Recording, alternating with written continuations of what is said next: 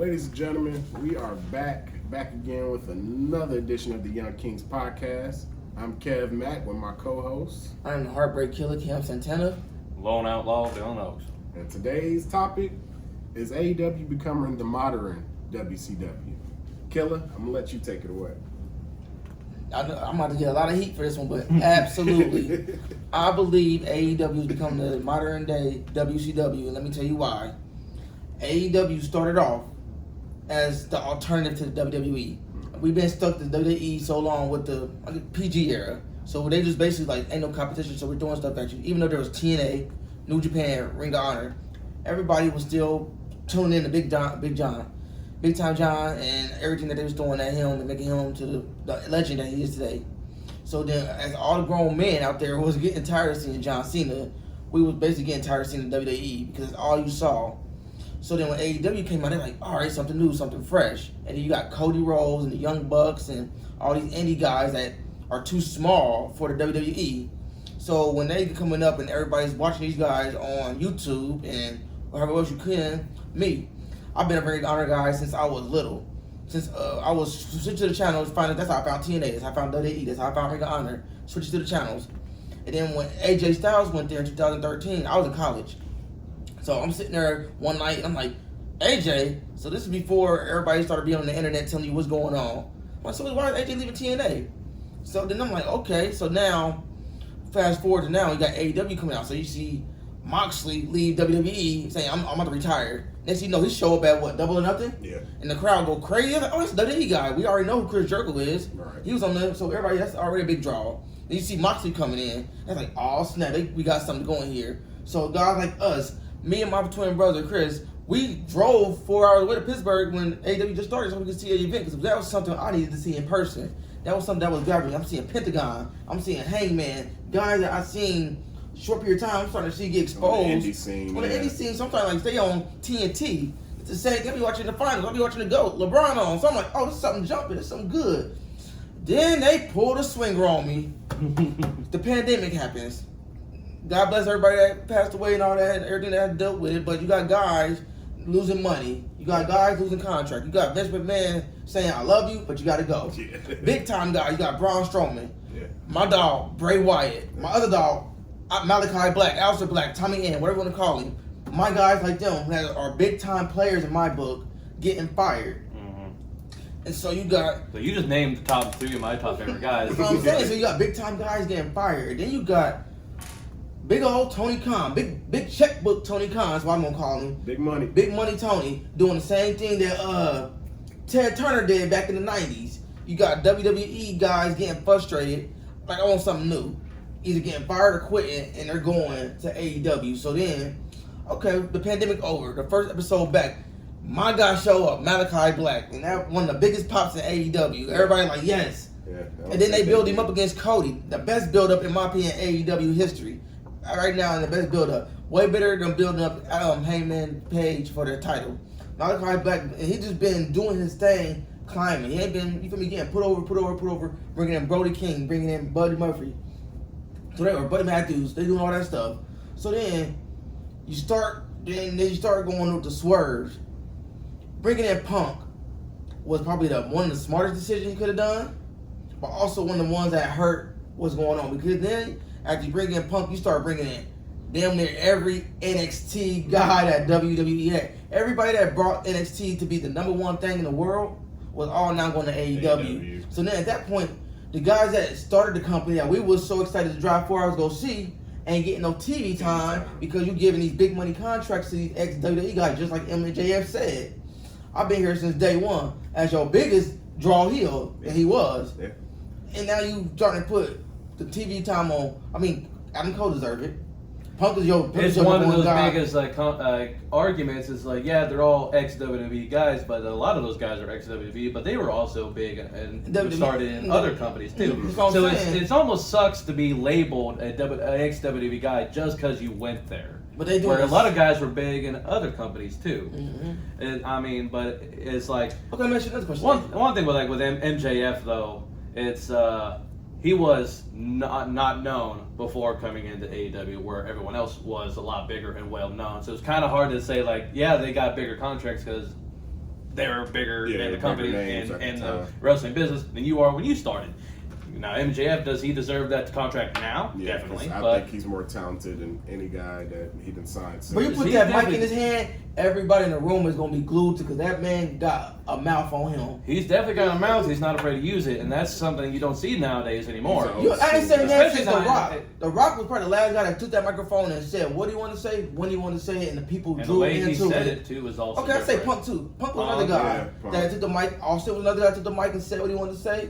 Triple H his promos were so good. MJF, he's a young old school guy. He is. He's a mixture between Is a where Rock the and character. Miz. That somebody He's took one the of those mic. guys where you don't know where the character starts and the person ends. Mhm. So, which is always a good for the business. Me, I'd rather watch MJF talk than wrestle. My opinion. Oh, yeah. I would I'd rather rather- watch him sit there and do a 20-minute promo than a 20-minute match. Yeah. That's just Which me. is even funny. Yeah, He's he not can a work. bad wrestler. He's He not a can bad wrestler. work. He can work. He can But it's work. like I love watching him talk Mhm. more than I love watching him wrestle. Unless it depends on who you wrestle. Which is why I say that he's definitely going to be one of those top hitters further on in his career when he just started. He's already at this level when he just started. Started. We can see Exactly. where he will be 5 He years, hasn't even 10 scratched the years. surface what he can do. Absolutely No, not. so He it's just he's, showing you. he's already hitting for the fences already from the get-go, and he's got room to grow. But go back to where we were saying that whether AEW is like becoming like WCW. My only reason why I would say no, a lot of it does say yes because they're picking up every guy that they can, just trying to keep it moving and everything. The difference though is in WCW, no one had a boss. No one really had the boss. So one night it's Eric Bischoff, some nights it's Kevin Nash, some nights it's some random guy they never heard of. Ted Turner had nothing to do with the company. He just paid He for was it. the money. He was just the one paying for it, and when at the end of it wasn't doing anything, he scrapped it. He just wanted to beat Vince. That's all he cared about. wanted.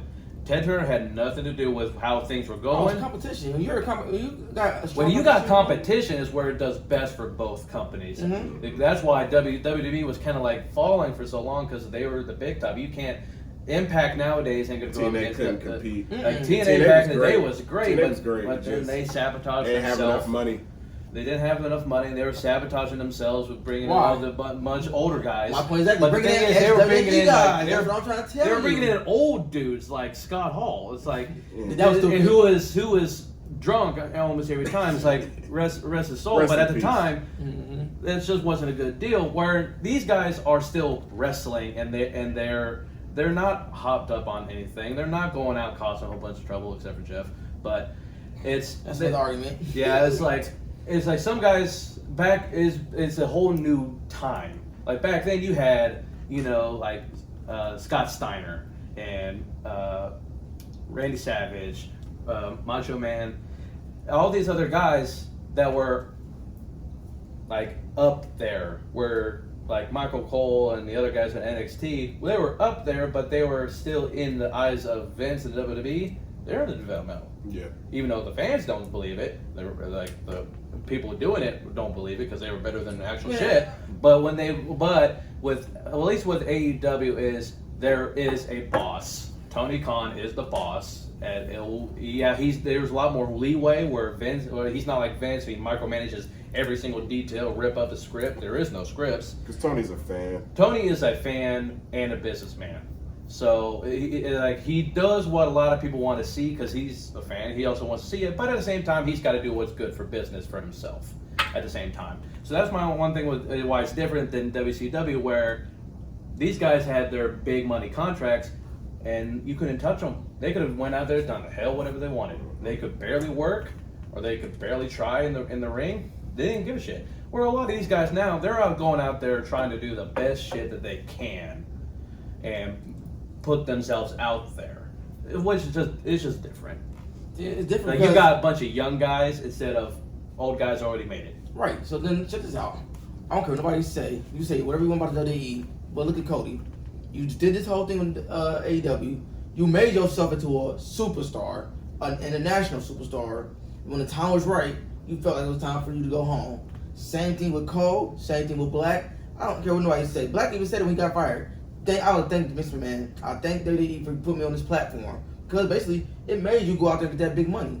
But now you're making yourself an even more bigger star in AEW. Like, look, you made yourself so much a bigger star. WWE had to go do some rip off with Judgment Day. You know what I'm saying? So you doing something that is good. Yeah, Judgment Day is a big rip off of House of Black. The House of Black. Yeah, It is the Wish edition of the House of Black. So exactly. So it is bad, and I love the House was of Black. weird. The House of Black's my favorite group in AEW my right favorite group now. right now because my favorite wrestler. Yes, like Malachi Black, Brody King, and Buddy Matthews are damn good wrestlers in their own style, and the way they bring in just the added that promo, one chick they too. what's her name? Julia Hart. Yep. Just So they added added her. So they building, but you see, Judgment Day only had like what, a 2-month run, if that. They didn't do nothing with it because, like you said, it was a Wish version. And they already just got rid of Edge. Tony Khan let them take creative on that. And then That's where I'm saying it's like where AEW it does really well is that Tony Khan doesn't micromanage the guys so much and like wants to control it so much because he knows these guys know what they're doing. Mm-hmm. They've done it this long. The second Malachi Black shows up anywhere, he's getting one of the biggest pops. He's one of the best damn wrestlers. He can talk. Mm-hmm. It's just like the other guys in his group can. So that's what I'm saying is like it's better, but at the end of the day, he still has the final say, and everyone knows it. Yeah. Where back in WCW, no one did, and you don't know who the boss is, and that's just where the company will crumble because there's no accountability on half the stuff you're doing. You're making your money. They can't say anything about it. So why should you try? And you gotta try because it's like at the end of the day. But it's like those guys that were doing it, they already made it. They did it. Yes. It's like they already made it. They were already The Rock, John Cena, Stone Cold, up their guys from WWE when they came into Them WCW. the guys that watched AEW wanted to see had them runs in WWE, but Vince McMahon wasn't giving it to us. Mm-hmm. So that's why everybody's so. But then, like you said, you got the guys that already started there that's losing TV time or not getting their contracts renewed or losing money so you can pay these guys. It's like you're not building stars. The same problem WCW had. They built who? Goldberg, DDP, Booker T late, and who else? Everybody else is already built.